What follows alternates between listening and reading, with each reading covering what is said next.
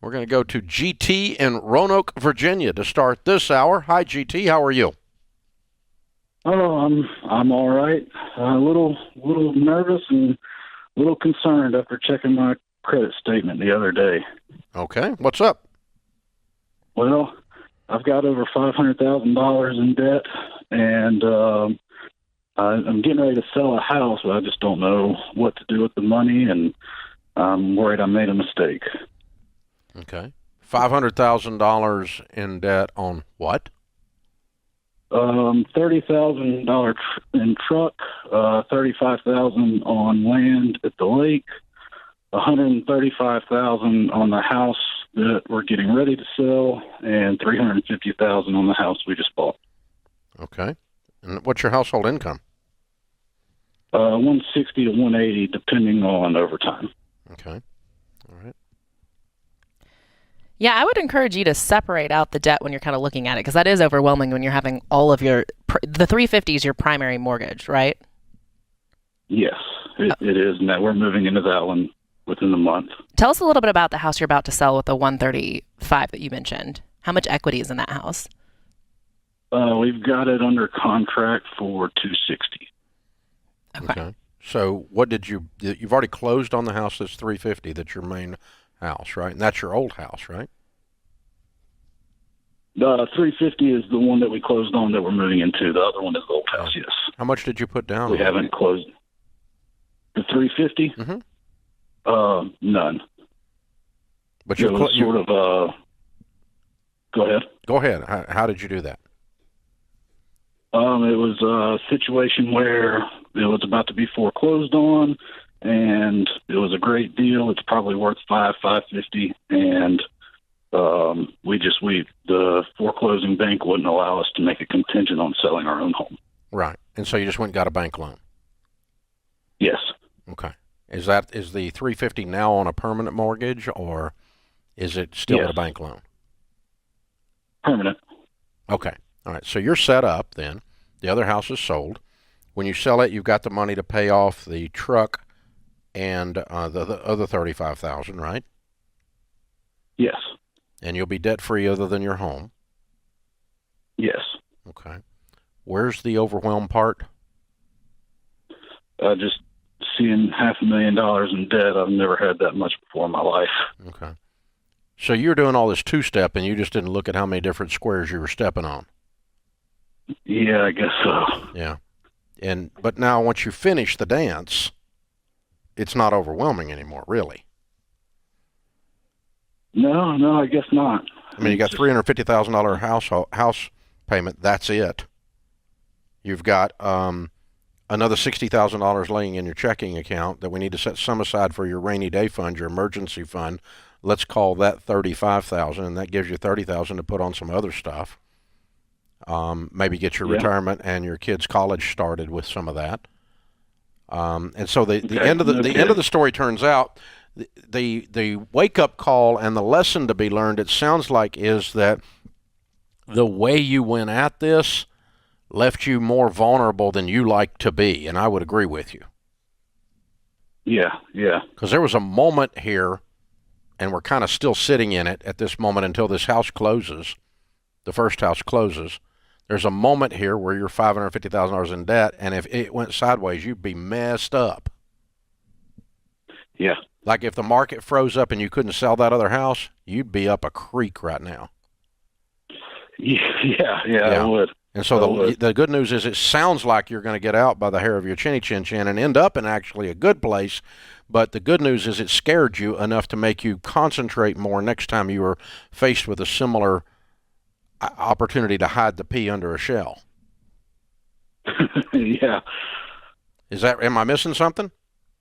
No, you're spot on. I just, like I said, once the numbers hit me, it scared me. Good. And I was like, what if something goes wrong? Yep. Good. Well, and remember that feeling. Yeah. And so next time you go, because I used to do stuff like that all the time and until it took my dadgum head off. and I'm, walking around, like a Halloween costume or something, looking for my head. It was gone. It just knocked it off, and I'm like, geez, man, my whole life got turned upside down here. I lost everything. I just about lost my marriage. It destroyed my whole freaking world. And so I don't even go close to that stuff anymore. And so that can be your lesson. Like, I kind of overstepped here. I was walking along the edge of the cliff, and the rocks were falling off, and I acted like they weren't, and I was singing and whistling a tune, and I made it back safe, but I'm not going to take that path again. I don't like being that close to the edge, and that's a good lesson. So just learn the lessons, GT. That's all I would tell you. Yeah, and then just use the lessons you've learned to continue forward, being responsible with your finances. Now, stay away from the edge of the dadgum cliff. Right, exactly. That's really what it does come down to. So very, very good question. And so it's a good example, and his emotion came up and caught him. But if this had gone sideways, but now that it's turned out, it's really going to leave him in a very good place, a very reasonable place. He's debt-free, everything but his house. Great income. $350,000 mortgage with $180,000 income. That's not out of line. This is all very doable, okay? He ends up in a good place. But this is an example of when he started this process, he doesn't know that's going to turn out, and that's what caught him and took his breath away. Most people don't even bother to have their breath taken away. They just go, oh, that's what I planned, and that's what happened. Here's the debt only works, or buying two houses at one time only works, or doing these things only works when it works. And most of the time, life doesn't work exactly the way you had it planned. And so that's when it gets your dadgum head taken off, and that's where you get to experience the borrower is slave to the lender, and a foolish man devours all he has. And in the house of the wise are stores of choice food and oil. And these Bible verses that talk about living on less than you make, having an emergency fund, having a plan, and not being in debt. And that, that plan works in good times and in bad times. And so we had a call in an earlier hour today where I told a guy, do not buy the second house until the first one is sold. Remember that? Mm-hmm. Same scenario here, because you can get caught. Now, good news is GT got out. I'm happy for him. Happy he didn't learn the lesson except put his stomach in his throat without having to learn the lesson. That's good. That's good. I'm happy that there's no harm, no foul. I don't wish bad things on people. What I try to do is help you avoid setting yourself up where bad things can get you. Don't let them get you. Brought to you by the $Every app. Start budgeting for free today.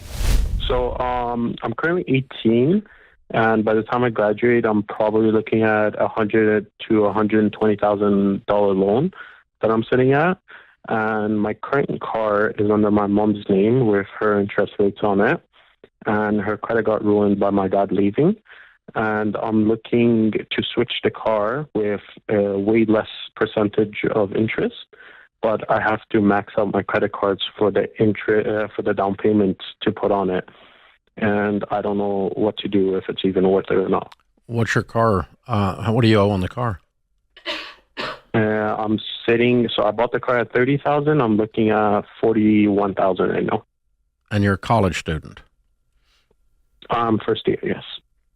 With a $40,000 freaking car. What are you doing with a $40,000 car? You're a college student.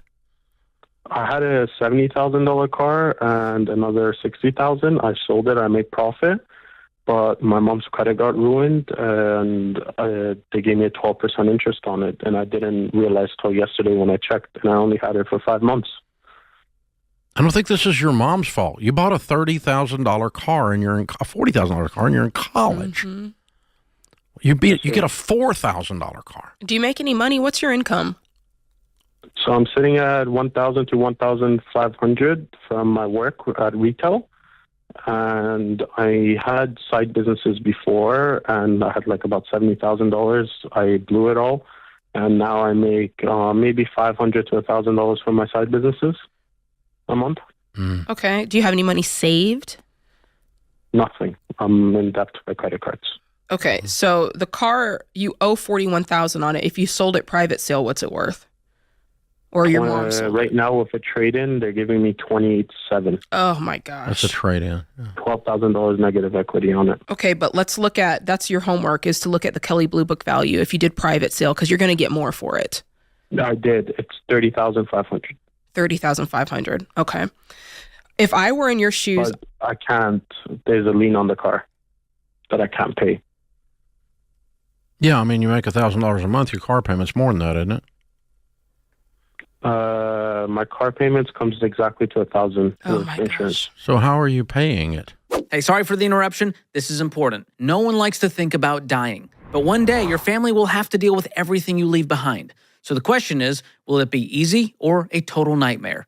That's where Knockbox comes in. Knockbox is a kit with 15 categories and clear instructions that give your family an organized plan, so they're not sifting through old paperwork and guessing passwords and dealing with lawyers. So leave your family memories instead of a mess. Grab your Knockbox kit today at knockbox.com/Ramsey for the best discount available. That's knockbox.com/Ramsey. So how are you paying it?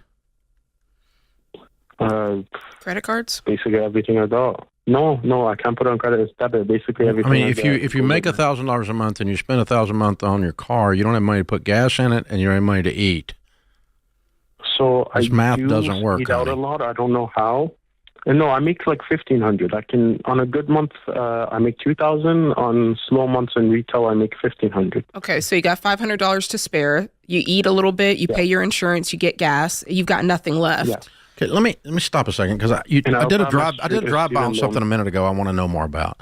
You had $70,000 in savings. You said from a side hustle that you blew. Did I hear you say that? Yes. Tell me about that side hustle. Where did all that wonderful money come from? It came from, I used to sell screen protectors and cases during COVID when I was 14, and Amazon. Yeah. So no COVID, no business. Gotcha. Okay. Yeah. All right. I gave most of it to my mom after the separation. Mm-hmm. And she's sitting at least at $300,000 to $400,000 herself. Yeah. Okay. You're 18. And my dad You're needs our 18. money. Your mother is not your responsibility. Your responsibility is to love her and cheer for her, but she's not your financial responsibility. So this has got to stop. And unless you can create a huge income, you need to get rid of this car and get a $2,000 car. I tried doing that, but I have to. So the loan that I would put the $10,000 on a credit card. I'd rather you have $10,000 on a credit card than $41,000 on a car. Amen.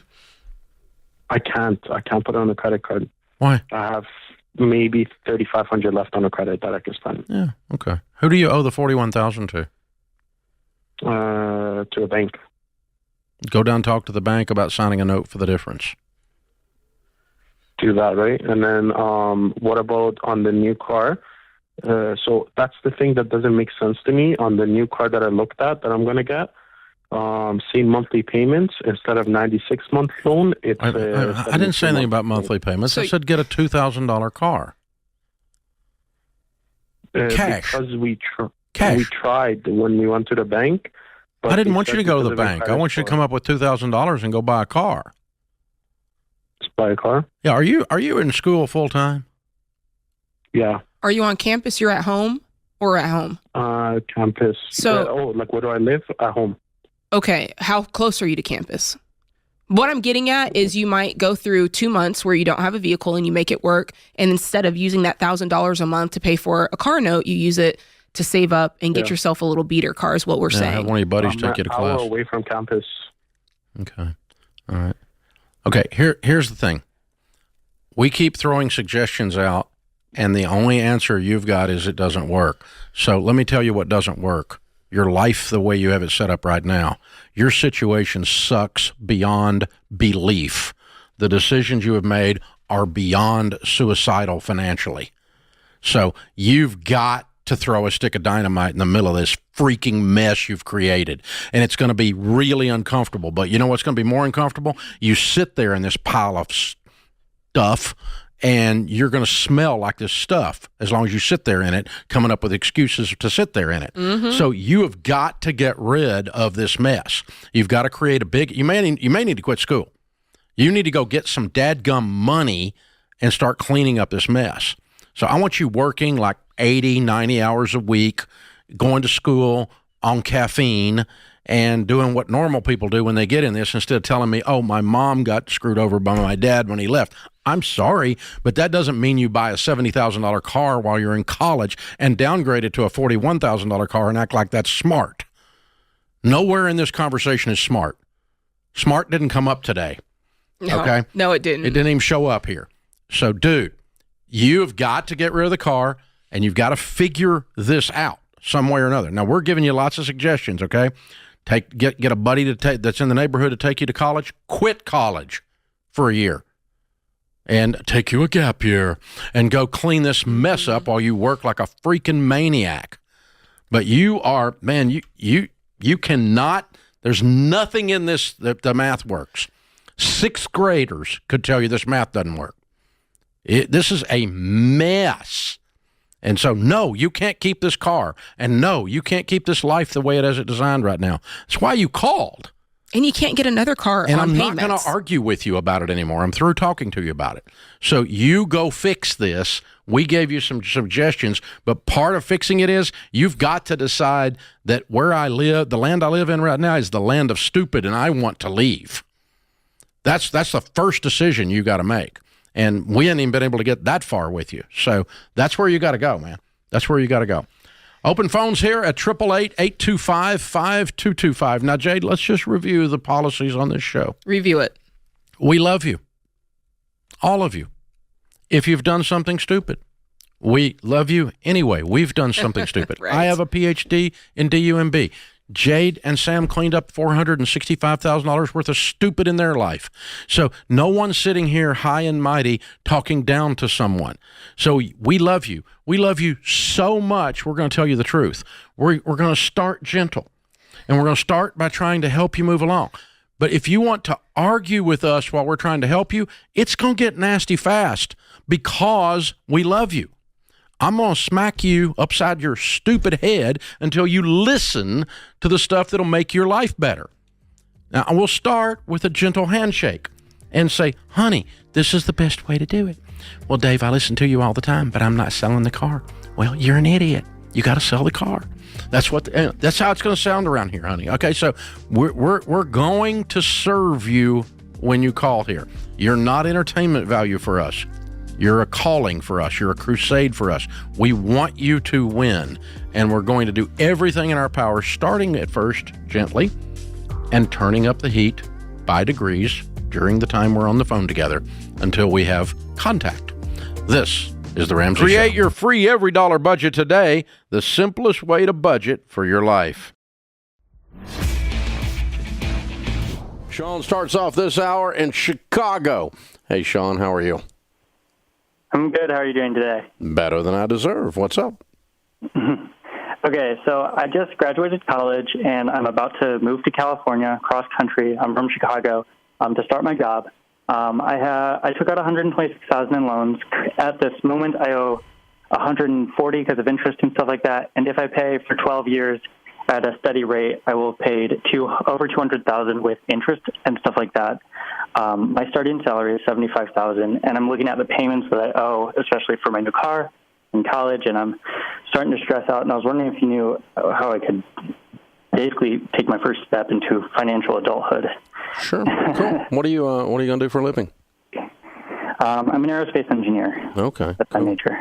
So you're good at math, and that makes this overwhelming, doesn't it? Yeah, it does. Yeah. So what part of this formula made buying a car a good idea? Because it's not Chicago and it's not New York, it's LA. So no matter what, I will have to drive to my work, and I don't have a car. Yeah, but what did you buy? I got a Kia Niro. Brand new. It is brand new, yes. Yeah, and so you went and spent a bunch of money on a car when you were already over $100,000 in debt. Okay, what do you owe on your Kia? 27, 28. Okay. All right. I got it. Oh, sorry. Well, number one, I cannot imagine a world in which I would accept 12 years of servitude as my future. Yeah. Okay. And so I'm a rip the Band-Aid off fast guy, not pull it off one arm hair at a time for 12 years. Okay. Yeah. That sounds excruciating to me. And and truthfully, the best results we've had getting people out of debt is a rip the Band-Aid off kind of guy. But what that just described was a young guy who just got his first job in freaking Los Angeles, making $75,000 a year, who's getting ready, if you do what I tell you to do, to have no life. Yeah. Yeah. And that means you got to sell the car because you shouldn't have bought it. It's a disaster. And get you a cheap car, like a $5,000 car to drive to work. And then keep living like a college student, because you had never made $75,000 in your life. You probably had never made $7,500 in your life. Nope. Okay, so you've been living on nothing.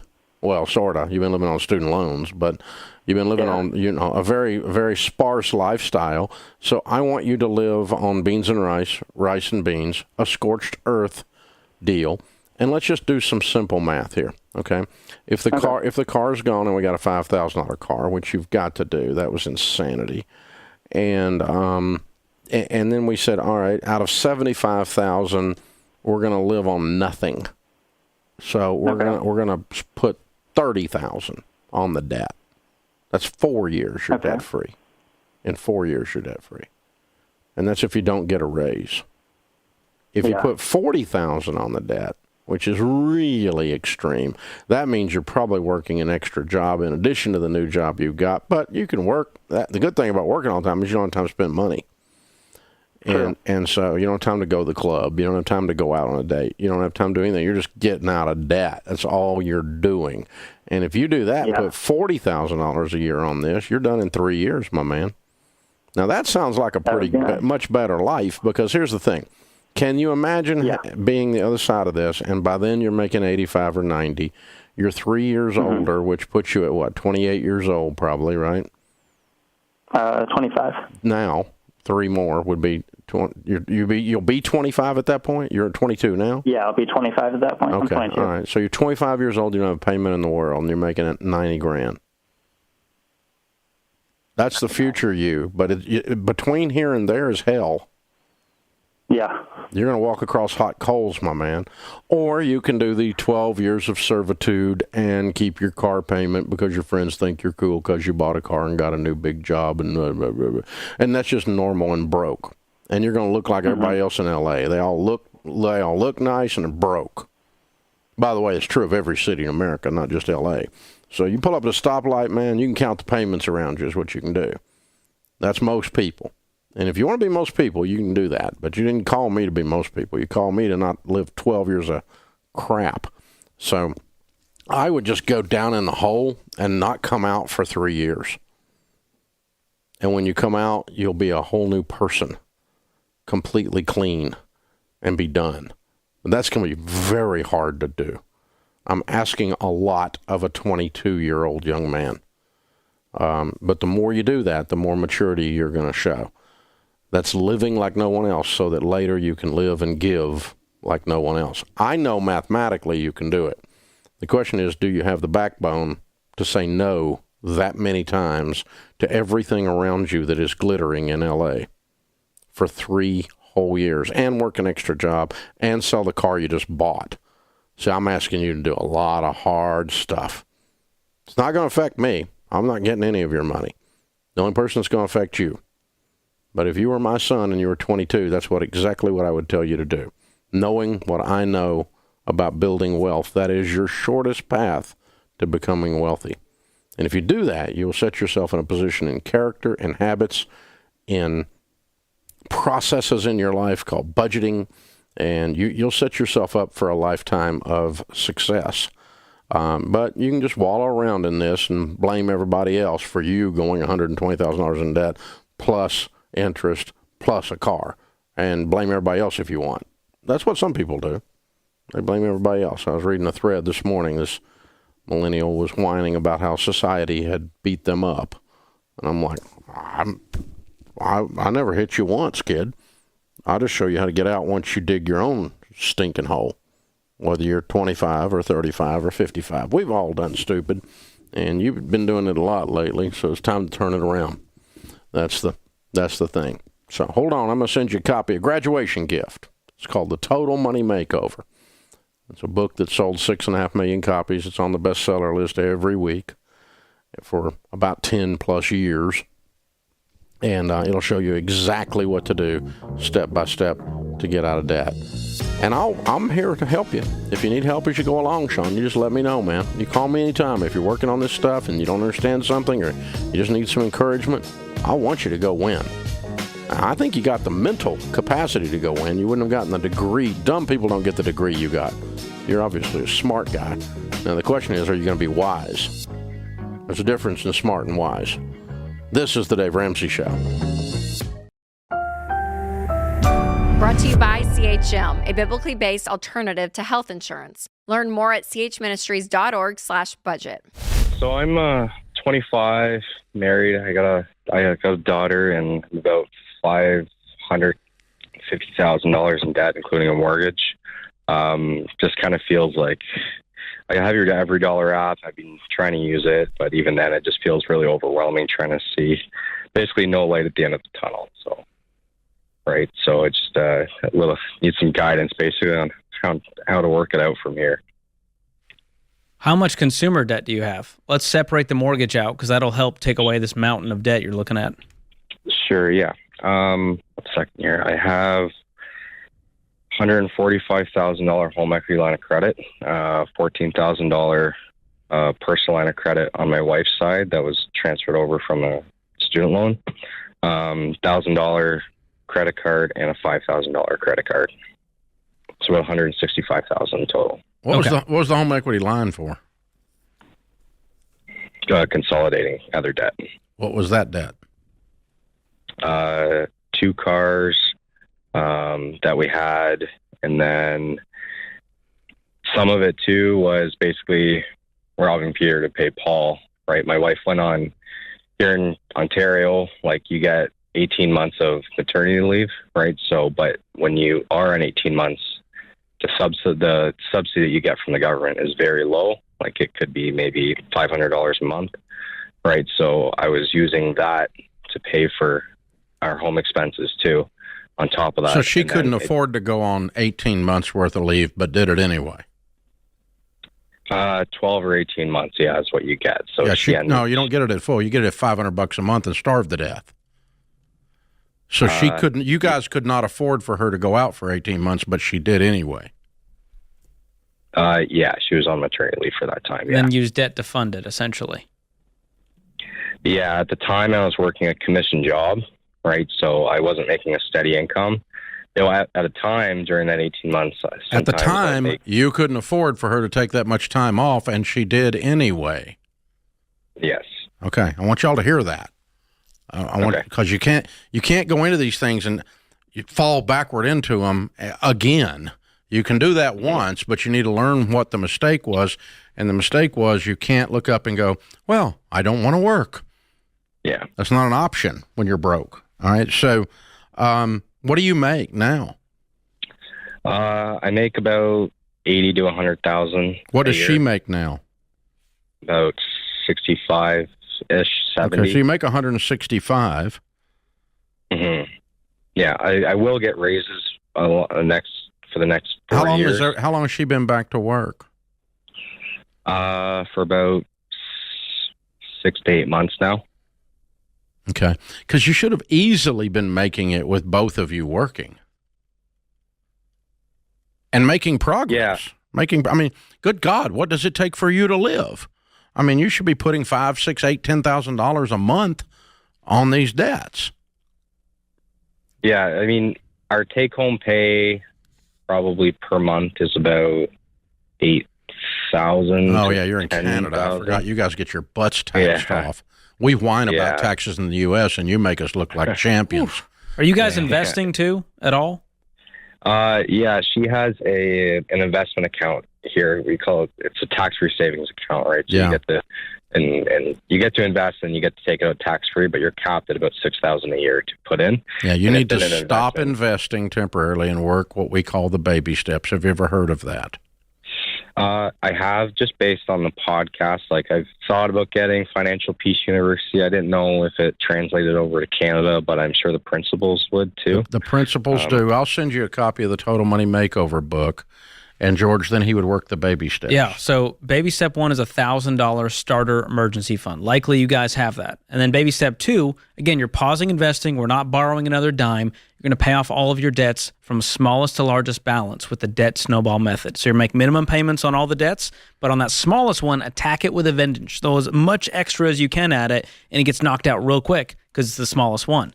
Take that payment you freed up, apply it to the next and to the next until you're completely debt-free. And if you do it that way, making 165 and maybe working even more, maybe you get a side hustle, you guys can clean this up in 2 years. No eating out, no vacations, no investing, no over-taxation. Don't over-withhold.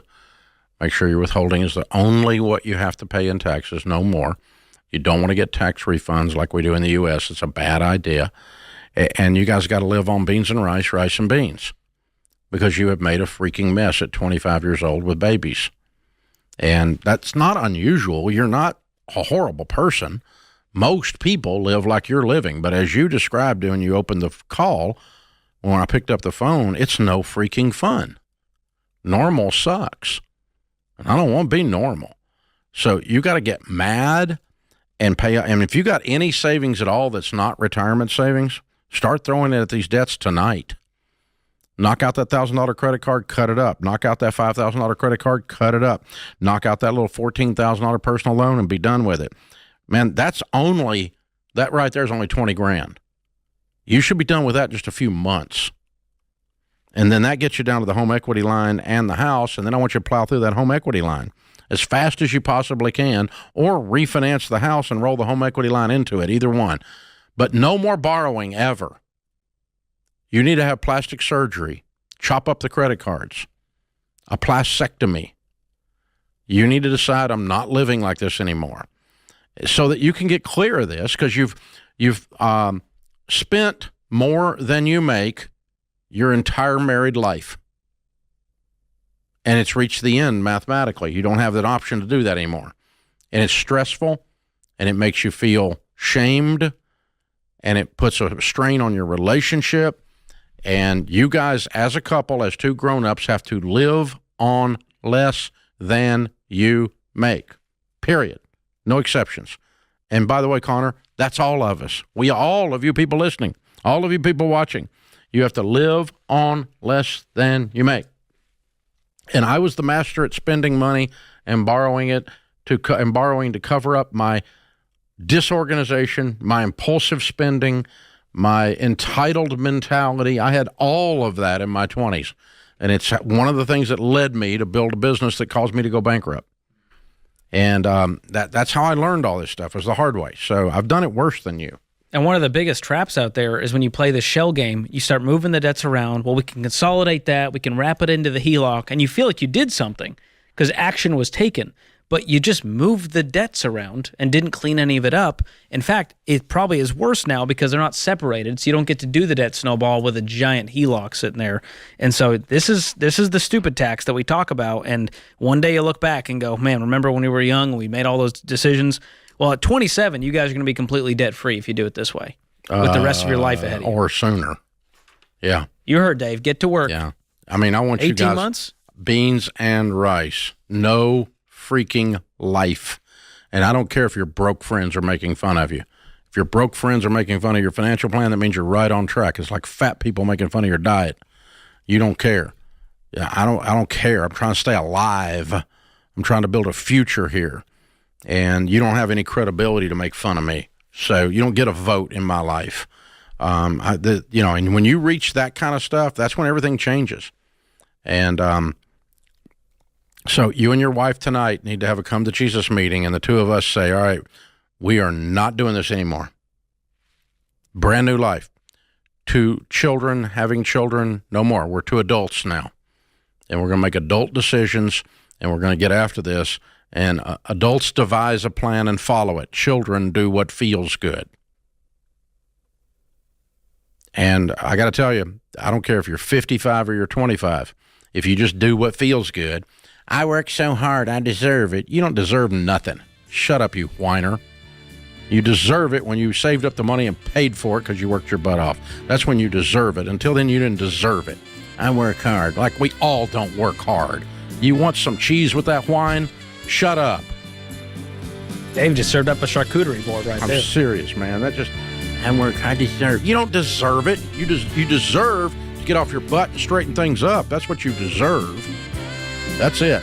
I'm not yelling at you, Connor. I'm yelling at everybody. CHM isn't health insurance. It's a health cost-sharing ministry. Check it out for yourself at chministries.org/budget.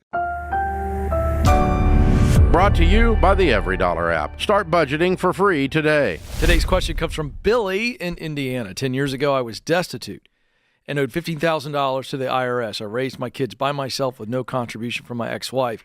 I followed your teachings, and I'm now debt-free with money in savings and investments. I'm retired and living very frugally, but I'm terrified of being destitute again. My weekly grocery budget is, am I reading this right? $35. I don't use the AC in the summer and won't turn on the heat in the winter. This is from Billy in Indiana. He turns it on when it gets below freezing. Yikes. I've taken all the light bulbs but one out of all the fixtures in the house. I take 3-minute showers and haven't eaten out in 2 years. How do I live without my phobia of being broke again? Man, this is intense. But let me just say, destitute, it's a heavy word. The kids, the youngsters some stories behind don't know what that word means, but it takes down and out to a new level. And I think that him having nothing at all so seared his conscience. Yeah. I mean, this is as much emotional, relational as it is financial. I do, and I think he this has is money therapy. now. I think this is I think I would get some therapy on this to be able to create a narrative that is in opposition to the voice of fear, because the voice of fear is rooted in tremendous pain, George. And so you've got to counteract that. This, again, Deloney's not here, but the bottom line is this is a form of OCD.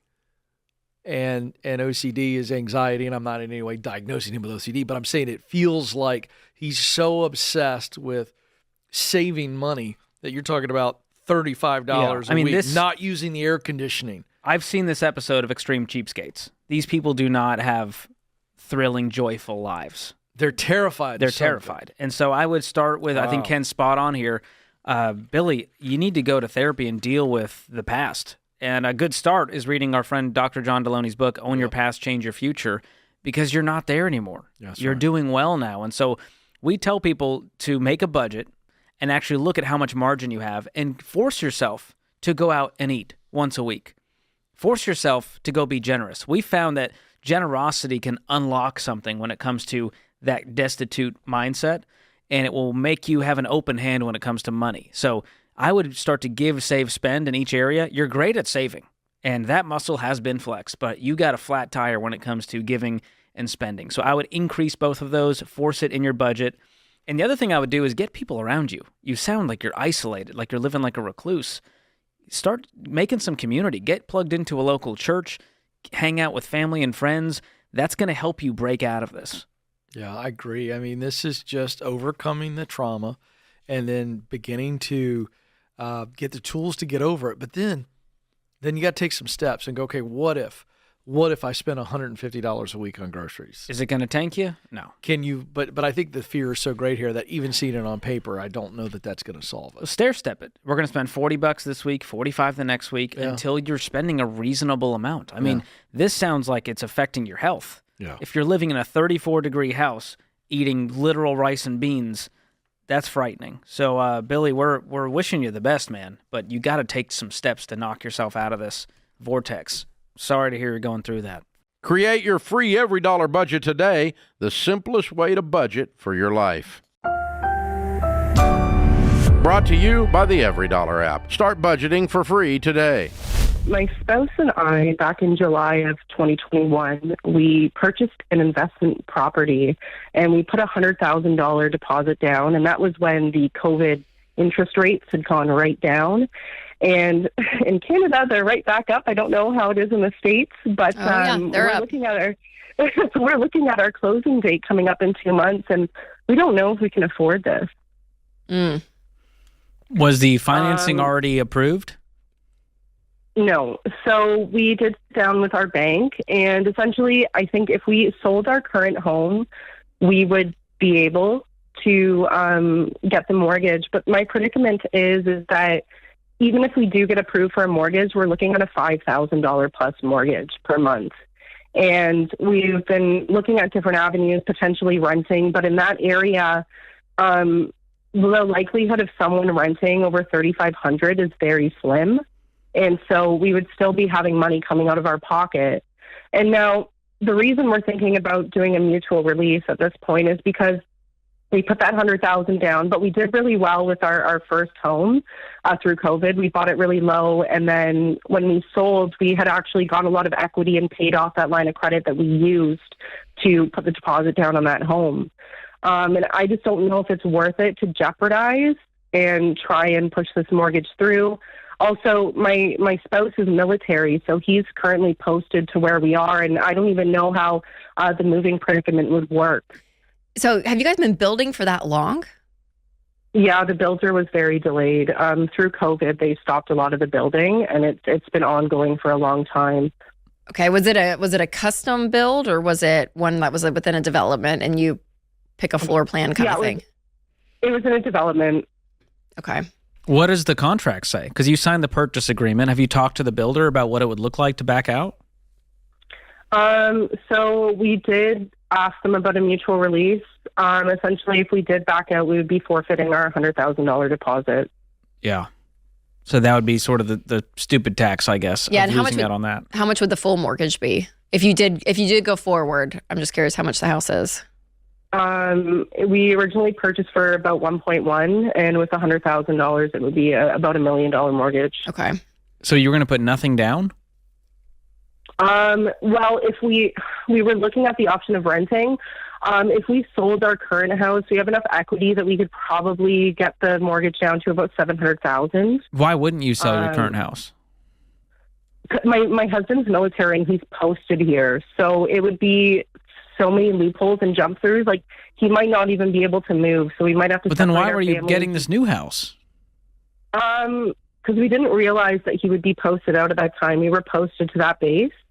And so this was back in 21. This is about 3 years later now. So, and also too, we thought with the interest rates, honestly, we weren't thinking ahead. With the interest rates at that point, it was affordable. Right. Haley, how are you guys financially overall? Do you have savings? Do you guys have debt? Our debt is paid. Like, we don't really have any debt. We have some equity in our home. My husband's military serving right now. He makes about $80K a year. I've retired from the military. I got injured. I'm getting an income replacement benefit of about $50K a year. So total income is about $130,000. Okay. Do you guys have money saved? Other than whatever we have in equity, no. Okay.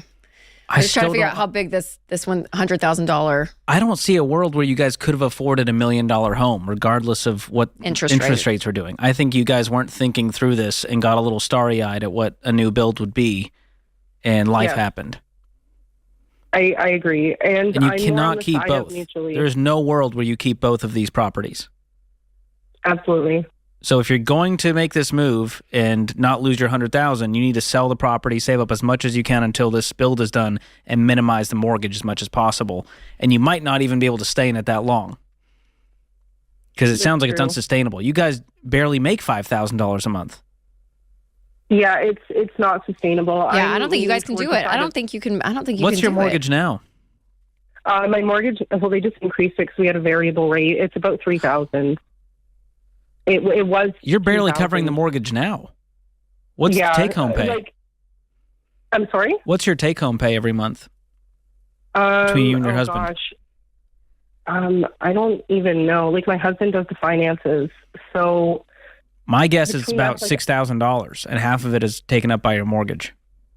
Yeah. Net, it would probably be around there. And I'm more on the side of mutually releasing. It doesn't immediately affect us with regards to losing $100,000. it sucks. But I just wanted, I guess, your advice and kind of clarification on that before I move ahead. I mean, it is a lot of money and it is a big deal. Yeah. I mean, almost, I would. I don't think you have an option. I was think gonna you say, have I to would- release it and lose yeah. $100K. Yeah, I mean, I think that's a better option than going into $1 million house that you guys can't afford the mortgage, that the mortgage payment is basically what you're bringing in every month. I mean, You'd foreclose on it within months. Yeah, that's not ideal. I know, and we have children. I don't want to jeopardize that. Yeah. Like, his parents have offered because they have multiple properties, offered to sell one of their properties, but at the same time, we don't want to. We don't want to be indebted to them. That's right. No. Key, I would keep this clean. I think this is a decision. Was the $100,000, was it cash, Haley, or did you guys take out a loan for that? So we did it originally on our first residence that we had purchased. It was our first home, and we had purchased it for about $500,000. And then when we sold for $9 million. But we had taken out a home equity line of credit, but that is paid off. There's no debt owing towards that. Okay, so the $100,000, it'll just be gone. It's not debt that you have to repay. No. So my husband just told me, he said our income is $89.07 per month. Okay, that's better. Yes. For your $3,000 mortgage. Net. So that's net. So that's a third of your take-home pay, which is a lot, but it's not, going to crush you financially. So I would just stay put where you are and mutually release this, lose the $100K, and learn from it. Yeah, it's a tough learning lesson, but I definitely needed to hear that, so I appreciate your help. Yeah, absolutely. Sorry you're going through it. That's not a fun thing to deal with. And for anyone watching out there who's military or they move around a lot, this is why we tell people it's okay to rent. It's okay to stay put. Don't feel like you have to go get a house because people are telling you got to get a house, you got to get a house. And obviously their situation's different, but it's one of the risks you take. For sure. With new builds, with mortgages, you don't know where you're going to end up and what life is going to be like. And that's one reason, our house purchasing formula at Ramsey's pretty conservative and people, they don't like it very often. But this is one of the reasons why, too, is like we just know life happens. And if so much of your income is being taken up by your mortgage or what you think life will be like when you're doing a build that's 2, 3, 4 years long, you just have to be realistic about it. And so, and also, too, I think when you have information and you have facts, you're able to make wiser decisions. And so that's one thing, too. And this isn't to, harp on Haley by any means, but she was like, I'm not sure my husband takes care of the finances, which happens a lot too in families. But if you're married, you guys, you together need to be making these decisions, meaning both of you need to know the facts, both of you, because you both bring a perspective to the table, right? Haley could have, if she, maybe she knew had what was more going information, she could have said something that maybe would have directed a different decision. I mean, I don't know, but that's why it's important that's the beautiful thing about being married is that you have two people in these big decision-making processes, but you both have to have the facts and understand what's going on. And then sometimes you make a decision and you pay the stupid tax, which is what we say, but we'd rather do that, honestly, than go into $1 million home that the mortgage is eating up close to 75% of their income. So I'm glad you guys called, Haley. Good luck. And again, I'm so sorry. So sorry this is the situation. Create your free Every Dollar budget today, the simplest way to budget for your life. Brought to you by the Every Dollar app. Start budgeting for free today. I've been a stripper for 10 years, and I now know better. I know the dangers and how bad it is to work there. I've realized how unstable that world is. And I'm 29, so I just want out, but it's meeting my financial goals right now, and I have some debt to pay off, and I have a dilemma. I just don't know if it's worth me staying there to pay everything that I owe, or just get out and find a normal career, find a normal job right now, and then little by little go on to move on to something better. Go on to my university dream. And is it true what you said, that you kind of made it seem like only your debt is keeping you in that lifestyle? Is that true? Because you just laid out that the back half of that was this beautiful scenario that didn't involve the dangers and lifestyle that you laid out at the beginning of the conversation. Yeah, I didn't know. Yeah, that's the only thing that's keeping me, really. Yeah, it is. How much debt is it?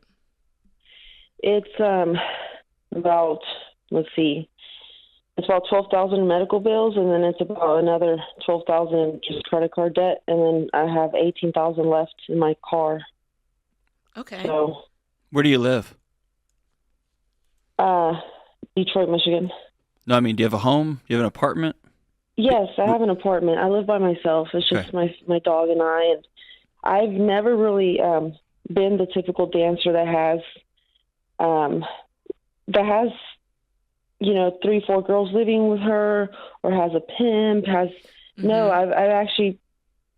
I've been smart in that aspect, but I've become friends with girls that have that lifestyle, and I've now been, you know, it's just been dangerous for me, and I just don't know. I don't know if it's worth me staying there. I think that's your answer. No.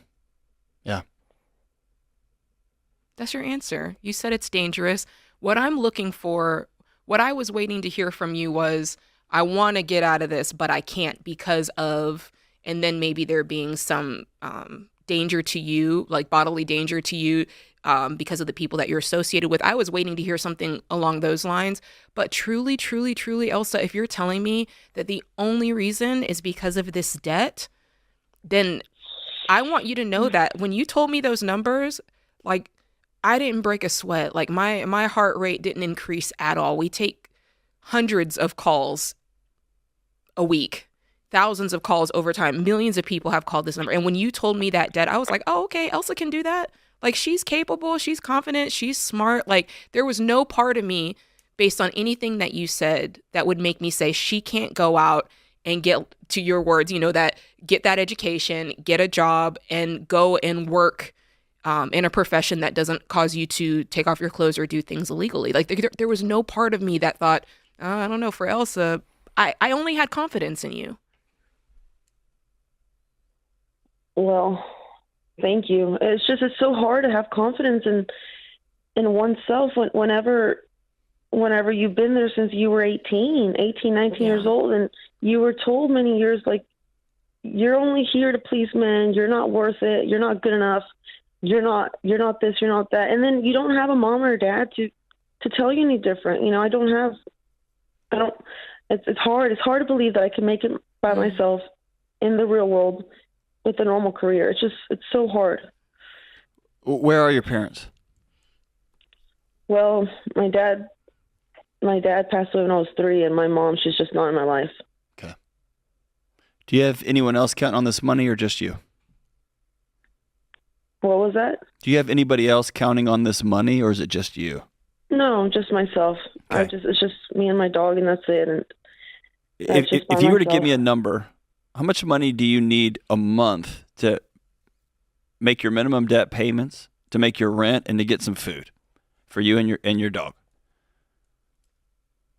My rent's $1,800 plus food. I don't know. I spend $120 a week, I guess. Okay. So sometimes my car payment, I don't know. I guess $3,000-$4,000. Is that? It's not crazy. No, that's not crazy at all. So here, you called us, okay? So here's my promise to you. All of us, every one of us, finds ourselves at some season in our life in the dark. And we don't know which way is up. We've done something that we don't think we can come back from. We found ourselves in a job that we can't quit. We have found ourselves 10 years into something that has compromised who we are, and yet we don't see a path out. And there's nobody that we can see that has a light at the end of any tunnel anywhere. And then you call us. And what Jade and I are telling you right now is, we haven't been in your particular situation, but we've been in our own dark rooms, and we reach out and call somebody that we trust, and they say, you can't see it yet, but I promise there's a path out. And that means the first step you take is going to have to be a scary one, because you won't see where you're stepping. You're just going to have to trust Jade. You have to trust me, and you have to trust that millions of people before you have walked this path. It's going to be scary. Are you in? Well, yes, I of course. So what does it look like for you? Let's say you come off this phone call today and you say, you know what, John and Jade, I'm going to take that first step, and I'm going to leave this profession behind and find a different profession.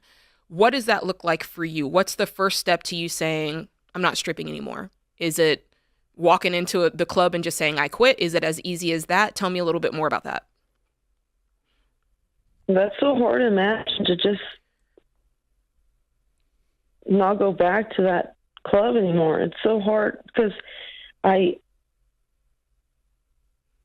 have everything written down here on my whiteboard, and I'm seeing these numbers go down little by little, you know, and I'm just. Yeah, but you know what really else is going everything down and down and down and down? Your sense of self, your sense of who you are, your sense of purpose, your sense of your own ability to breathe, to be okay with who you see in the mirror. And that's way more important right now than a dollar amount. For you, it's not as easy as just walking into a club and saying, that's it, I quit, right? It sounds like you've got some feelings tied up in this. This is your community. It's the only thing you've known since you're 18, right? So it's not just that easy. And Elsa, do you have a bunch of people in your life telling you you're crazy, the money's too good, you're an idiot, you're whining about nothing? Yes, actually, just a month ago, the manager sat me down. You're crazy for wanting to leave this industry. Why don't you just take 2 days off? Because I worked 40 days straight. I was so focused on this one credit card that I owed about $9,000, and I brought it down to like $500 in those 40 days. And how much debt did you start with? Can I just ask that? What did you start with? It's just been credit cards that I avoided. You know, I moved. I used to work in New York and then Vegas, or, you know. So it's like you pay it down and run it up again, pay it down, run it up again. Yes. And I did, you know, I kind of always did that, you know. Yeah. Since I mean, what can I just ask? What are you making? Like, what do you make on an average week? What do you make an average month? Maybe 3,000. A good month, maybe 45 to 5,000, and listen. I'm gonna say this, and I don't mean anything by it. That's all right. Like, it's fine. But you could easily go out and get another job to replace that. I feel like there's an erroneous part of your thinking that's like, man, this money's so good, there's no way I could make that, like, on the outside. And I'm just sitting here telling you, like, yes, you can easily. John? Yeah, I'm gonna ask this almost the same way I would ask somebody who's ready to stop drinking. Because here's what this is going to cost you, Elsa. It's going to cost you everything you've known since you were 18. It's going to cost you a bunch of parasitic, awful people who are basically pseudo family, but they're not. They're leeches or predators. It's going to cost you all of it, and it's going to change your day to day. It's going to change. You have to get up, and you're going to have to go to a regular job, and you're going to have to interact with quote unquote regular people in the light, and you're going to have to learn to not feel socially anxious about that. And it's going to take some time and some practice, and it's going to be uncomfortable. And if you do it, you're going to wake up in 8 months, and you're going to easily be you're going to be working a couple of jobs, but you're going to easily be making $4,000 over the course of a month, and you're going to start to accumulate something that you have never had, and that is dignity and self-worth and a pride in yourself. Is that worth it? Because if you're not ready for that, that's okay. We love you. We'll still be your friend. We'll hook you up with FPU, but none of this changes. And you know how this ends, right? Well, yeah, it's taking a toll on me. I know it is. I'm having nightmares. I know it is. It's just. Are you done? I'm just so scared. Are you done? I mean, I would. If you're done, we'll help you out. We'll give you everything we got. I want to leave the strip club. Okay. Just as much as I want to breathe. I mean, I want to go to bed early and be in bed at 7 or 8. Let's make it happen. Listen, we're going to give you 3, 4, 5 steps, whatever steps it is, little by little, that you can take today and make changes today and throughout the rest of next week. I think this is going to the physical effort it's going to take is going to be a lot less than the mental effort, right? Because to John's point, like you said, this is all you've known. But physically, for you to say, okay, I quit, or tonight I'm going and I am applying for every job I can think of. I don't care if it's Kroger grocery store. I don't care if it's McDonald's. I don't care if it's Amazon, stocking shelves. Whatever it is, you apply for it and take the first job you get. And then you can always upgrade later. Take the first job you get out. I think that's step one, huh, John? I think I want you to have 2 jobs by the end of this week. Okay, will you commit to that? I will look for 2 jobs. You've got No. You look for 50 jobs. You're going to accept 2 of them, and you're going to start at 7 or 8 in the morning, and you're going to get done about 6 o'clock at 7 at night, and then you're going to go home and you're going to play with your dog, and you're going to go for walks, and nobody's going to chase you. And then you're going to go to bed, and you're going to practice going to bed because you have never done that. Not in your entire adult life have you gone home and just watched a TV show and gone to bed, right? I just crashed, and I crashed for 12, 13 hours. I'm just so exhausted. I hate wearing those heels. I hate. Then be done with them. Wear running shoes like I'm wearing right now. They're amazing, when you right? when you get off the phone, you're signing up for Uber and you're signing up for Instacart. You have an $18,000 car. That's thing one. And then I want you to go down the street to 2-3 different grocery stores, apply, get the job. Just like that. Just like that. There's nothing. Now you can't go, well, where should I apply? What should I do? I just gave you 5 options. So I should get a normal job even though it's going to take me longer to pay this It's not going to take you that much longer, girl. You told me you were making $3,000 a month. You're not Scrooge McDuck on that. All right? Like, I want you to stop saying that that's like this pinnacle. It's not. And I'm not saying that to be ugly. I'm just telling you the facts. It's not a ton of money. That's not a ton of money. That's what people make when they call our show and we tell them, you need to make more money.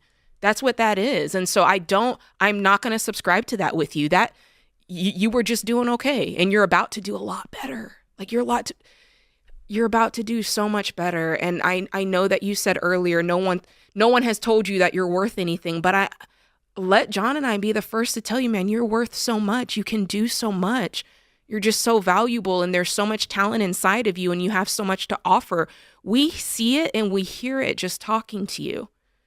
We truly do.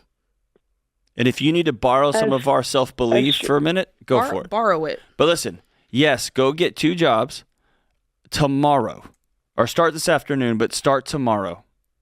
And the moment you sign on job number 2, I'll start tomorrow. You make a commitment. I will never walk back in that club again, ever. Ever. I'm going to block the people on my phone.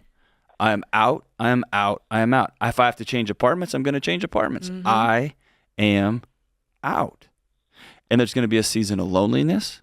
You can go get involved in a local group. You can hang out with people at your new job. You can go to a local church. You can figure that part out, but we're going to start cold turkey. We're out. I'm out. I'm out. I'm out. And we're going to give you all the tools you need. We're going to give you a budgeting tool to help you budget your money. We're going to set you up with coaching. We're going to give you Ken Coleman's career assessment so you can figure out what your path is toward doing what you truly want to do career-wise. We're going to make sure, like on our end, we're going to make sure you have everything. I'll talk to you separately on my show about how to get into a college that you want to get into. Okay? We're going to walk with you. We'll take care. We'll hook you up with a financial coach so they can walk you through your budget. You think $3,000 a month is a lot of money? It's not. No. I said I make $2,000 to $3,000 a week. Okay. So $6,000 to $8,000 a month. Yeah, that's a good salary. That's a good salary, but looking at what your lifestyle is, A, it's not necessary. It's not sustainable. And B, I'm not living a fancy lifestyle. I know. I'm actually frugal. Every night, whether I make. My point that I'm making to you, Elsa, is you don't need that much money a month. You told me your rent's $1,800 a month. You've got $42,000 of debt. Right now, an average income is going to be just fine for you. That's why I was saying if you can get $4,000 a month, I'm happy for you. You're making steps in the right direction, and then that income is going to go up and up and up. And right now, that money's going somewhere. It's being piddled away on debt and bad decisions because you haven't known how to manage that money. We'll teach you how to manage your money, and you can make less money go further when you know the correct way to manage it, and we're going to help you with that. Create your free every dollar budget today, the simplest way to budget for your life.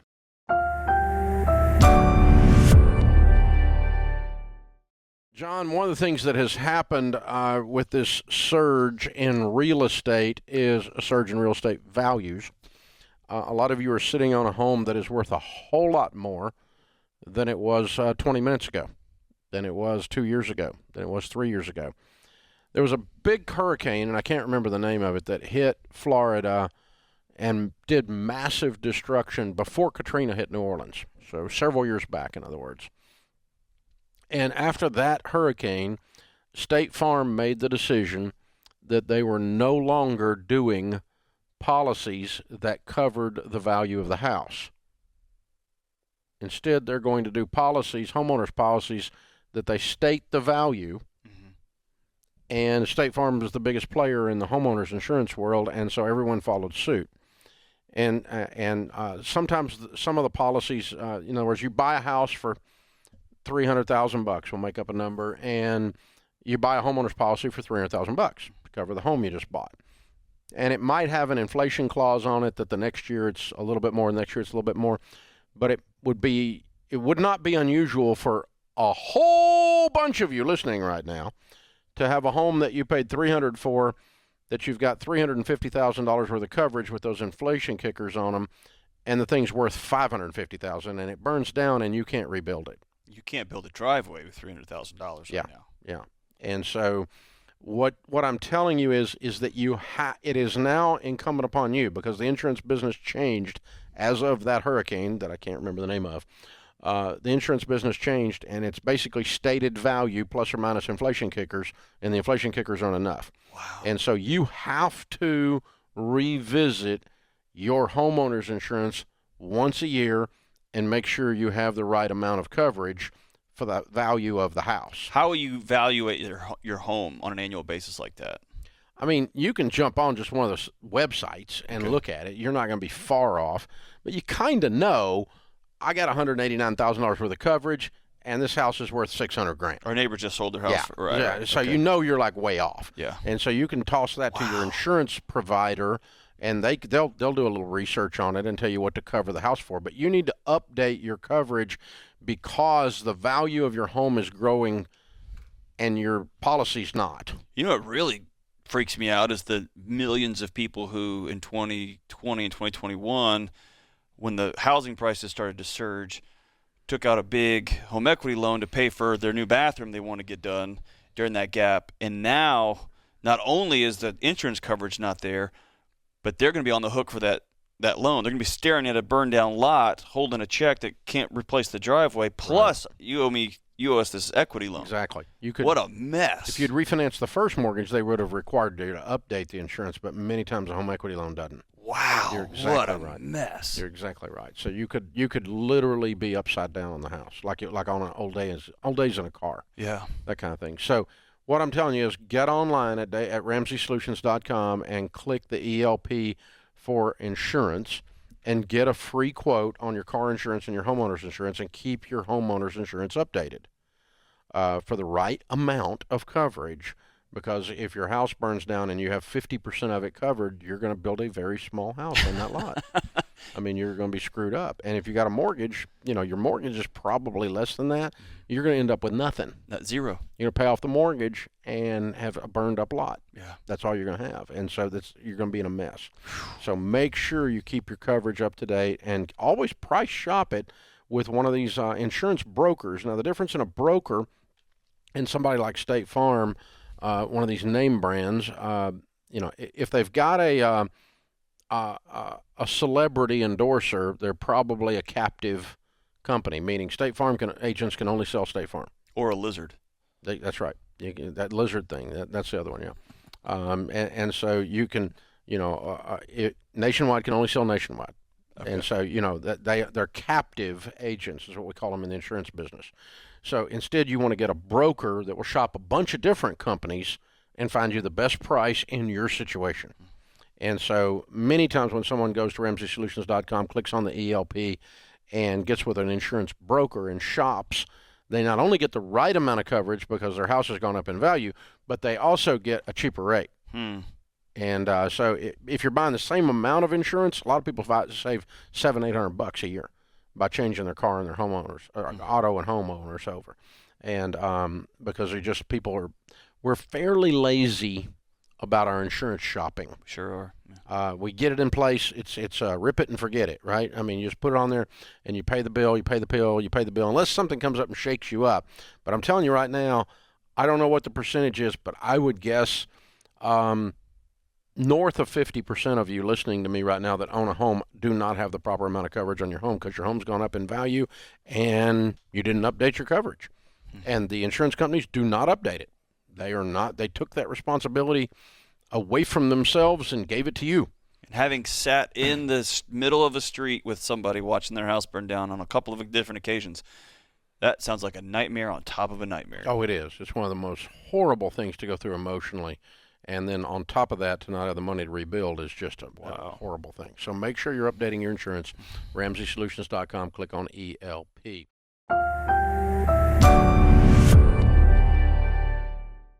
Courtney starts off this hour in Baltimore. Hi, Courtney. Welcome to the Ramsey Show. Hi. Happy Monday. Thanks for taking my call. Sure. What's up?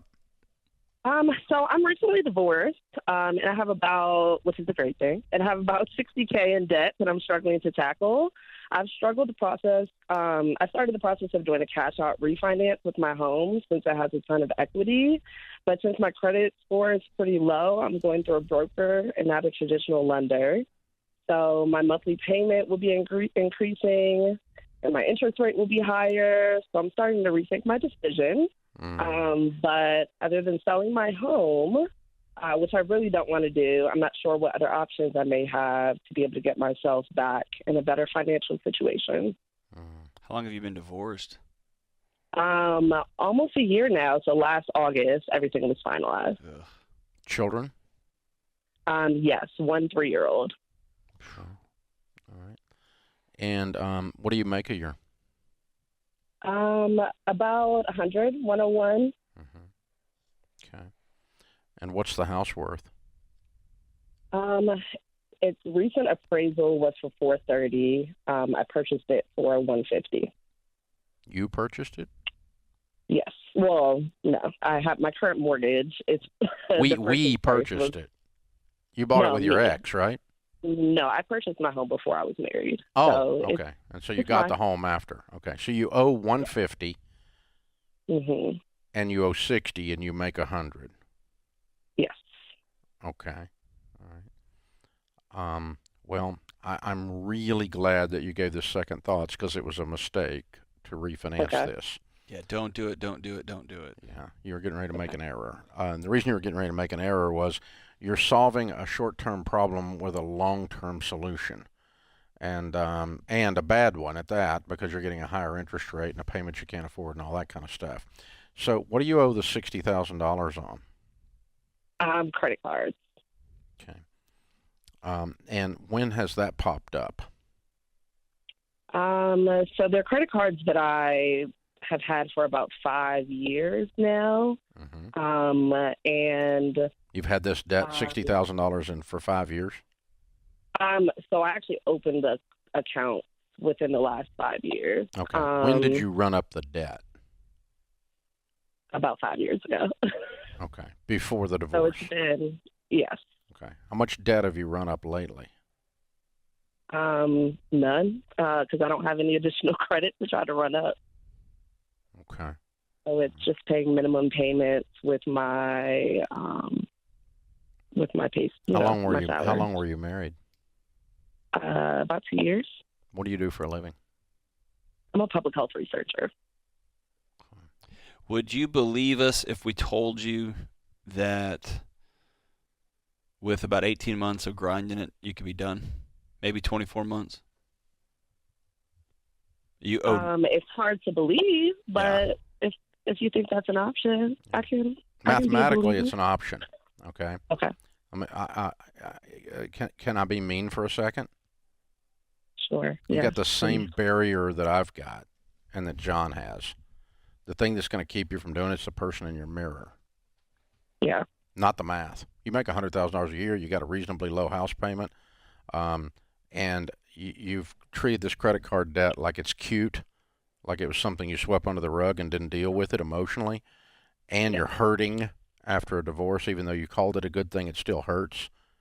I'm guessing that's the father of your child, and I'm guessing that it hurts. And so this is the time where you say, okay, I'm gonna be like a grown woman instead of a little girl, and I'm gonna roll up my sleeves and attack this stuff as a part of my healing and as a part of my going forward in this future. I've got to get control of this part of me that was out of control. And you actually said the only reason you're not running up more debt is just because they won't let you. Right. Not because you got yourself under control. So I think you have a beautiful life lesson to get you under control and learn to trust you to not overspend as you work your way out of this. So this tough 18 months on beans and rice, and you're not going to see the inside of a restaurant unless you're working there, working extra, selling everything in sight. We're going to be on a budget. We're going to tell our money what to do. If you will do all of that, we can show you how to pay this off in 18 months. It's only $30,000 a year for 2 years, and you make $100,000. Okay. And you're done. And then you don't have to look and go, gosh, the only reason I didn't run up debt is because they wouldn't let me. You go, the reason I don't run up debt is it's stupid, and I'm not a person that does that anymore. I used to be that person. And Courtney, one of the most common things I hear from folks who just got divorced is whether even when, like you said, it's a quote-unquote good thing, is you lose that trust in yourself, right? I thought it was going to look like this. I thought this person was going to be like this, right? And if you will commit to 18 months of grinding it out, you're getting after it, you will find yourself standing taller. Yeah, you're going to get your confidence. Find new muscles that you don't have. You will be like, yeah, dude, listen, look, you'll be able. I am a warrior princess. Leave me alone. Exactly. And you know what else is cool? That 3-year-old little girl is going to get to watch you too. She's going to feel it in the air. Boy. Oh, little boy. That little boy is going to watch his mama. Woo. He's going to feel it in the air. The air will change in your house while you're fighting through this. Does all that ring true to your heart right now? It does. Okay. Definitely not what I thought you were going to say, but I think that's what I needed to hear. Yeah. So. I think you have a huge opportunity to fix you, and the byproduct is going to be the $60,000 goes away in the process. Okay. It'll evaporate. You learn to handle this stuff in a grown-up way, and you throw your shoulders back and go, yeah, baby, game on, right?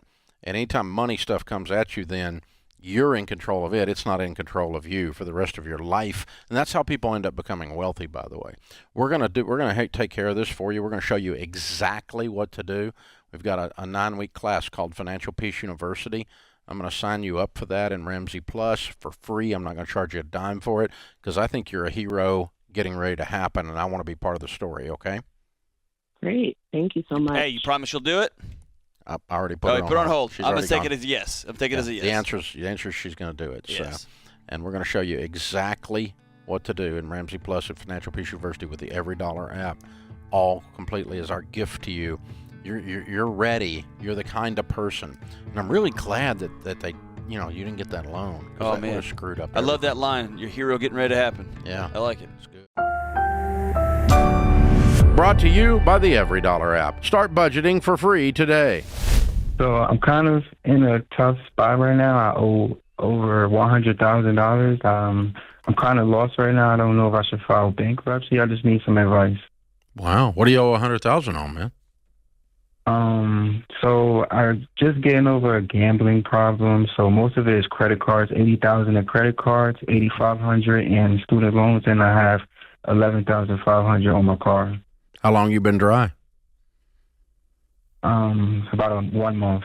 Good for you. Congratulations. What kind of gambling were you doing? Online gambling. Yeah. It was kind of bad. Okay. On like poker or what? It's a game called Lightning Dice. It's a okay, yeah. dice game. Okay, cool. All right. Because we're seeing a lot of it with what you're doing, and we're seeing a lot of it with sports gambling too, sports betting. That's why I was asking. All right, so you've gotten some help. You're in Gamblers Anonymous, and you got some good therapy going, right? No, I'm actually not. I just went cold turkey. I just stopped. Okay. You probably ought to have somebody walking with you, dude. Right. So check out GA for Gamblers Anonymous. It's like Alcoholics Anonymous, but for gamblers. And check out somebody in your area that does therapy and that can be a counselor for you. I wouldn't want to work out of that by myself, and I'm a strong dude. I would have somebody walking with me if it was me, and I'm pretty disciplined. Okay, so yeah, it's good to have somebody in your corner that stays inside your brain to help you stay dry. Because sobriety is the only way you survive this. Okay, you got to stay out of it, right? Right. So what do you make? What's your income? I make around 110 to 140,000 a year. It depends. What do you do? I drive trucks. Okay, good for you. Okay, so you were a little bored out there running around, and that's how you got into this. That makes sense. Okay, right. And that's yet another reason you need somebody in your corner, because you're alone a lot. Yeah, you're a single guy, no kids, no girlfriend, nothing like that. I have a girlfriend. Okay. Good. Okay. She know about all this? Yeah, she does. Good. That's healthy. Good for you. I'm proud of you, man, for stopping it and for recognizing. So what we got to do now is go to the scorched earth, no life place where you don't get to do anything except pay this money back for a while. And you the deeper you cut into your lifestyle and do nothing except pay debts, eat peanut butter and jelly, eat beans and rice, that's it. And we're not doing anything fancy. We're not going on vacations. We're going to clean up the mess. The harder you cut, the faster you get out. Does that make sense? Yes, it makes sense. And that's a good thing because, I'm no therapist or anything like that. But typically when you have something that's been such a big part of your life and your habits, just removing it is not enough. You have to replace it with something else, right? And so now you're replacing it with this getting out of debt business. That's you working and doing all the things that Dave said. And so you're replacing one habit for another habit, which is now a healthy habit. Right. It all started since, since around Thanksgiving time. I was only $30K in debt, and then ever since Thanksgiving, it shot up. Woo! Oh, even you fell off the cliff, yeah. Oh. Even more reason to get in community, like Dave said, get in that Gamblers Anonymous, get with a therapist. You're going to need that. Yeah, anybody would. Yeah, that's just good. That's good practice. Because what I'm trying to do is get the highest probability situation for you to win and be wealthy 10 years from now. And that obviously win means not gambling anymore. Okay, that's what win, not win at gambling, but win at life. So, that's. And then what we're going to do is we're going to list these debts, smallest to largest, pay minimum payments on everything but the little one, and we're going to attack the little one with a vengeance, like our life depends on it. Beans and rice, rice and beans, no life. We're throwing everything in the budget at the debt. When the smallest one's gone, you take the payment you used to pay there and any other money we can squeeze out of our life, and we throw it at the next one, we throw it at the next one, we throw it at the next one. And you work like a crazy man. You take every route you can take, and you just completely lean into this. So let's say you went to all the way from 140. Let's take you all the way up to 150 because you're just working all the time. Now, how fast can you get 80 making 150? Well, you got to live on 70, and you do it in 1 year. Right. That's how that math works. So that's the type of intensity I'm talking about. So, you need to do this in a year to 18 months because that indicates the intensity by which you're running from. You're running straight into the problem and from the thing that caused the problem, the gambling. Right. That's right. So yeah, that's very good. Good for you, man. I'm proud of you. Hang on. Pulling for you. We're gonna be rooting for you. Hang on. I'm gonna give you every dollar our premium budgeting app, and it also guides you through our baby steps, exactly what to do first, what to do second, and all the way through to wealth and all the way out of this debt. And you're going to be great, man. I'm proud of you. If you need help, call us back anytime, Jelani. We're here for you. Proud of your sobriety. Keep it up, man. Create your free every dollar budget today, the simplest way to budget for your life.